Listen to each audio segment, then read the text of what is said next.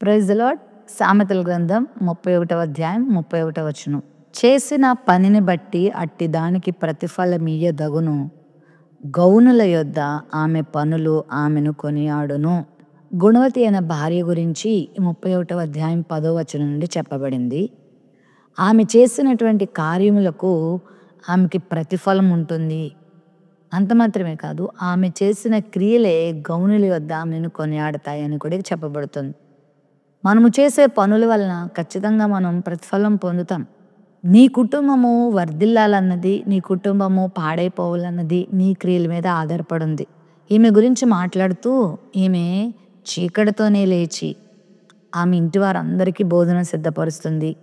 తన పెనిమిటికి లాభాన్ని చేకూరుస్తుంది. ఆమె తన చేతులారా పనిచేస్తుంది. ఆమె కృపగల ఉపదేశాన్ని బోధిస్తుంది అంటూ చాలా అద్భుతమైన అనుభవాలు ఆమె జీవితంలో మనం చూస్తాం.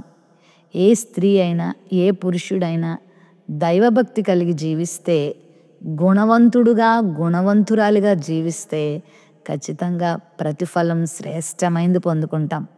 అంత మాత్రమే కాదు, మనకు తెలియకపోయినా మన గురించి గౌనుల యొద్ద చెప్పబడుతూ ఉంటుంది. అంటే ఆ ఊరి పొలిమేరలలో మనుషుల మధ్యలో 10 మంది మాట్లాడుకునేటప్పుడు మన గురించి మాట్లాడుకునేలా దేవుడు చేస్తాడు. అంటే మంచి సాక్ష్యాన్ని మనం పొందుకుంటాం. 10 మంది మన గురించి మాట్లాడుకుంటూ దేవుని మహింపరుస్తారు. మరి అట్టి విధంగా మనం జీవిద్దామా? మన పనులను కూడా అనేకులు కొనియాడేలాగా, మన జీవితము మనకు చక్కని ప్రతిఫలం ఇచ్చేలాగా మనము జీవిద్దాం.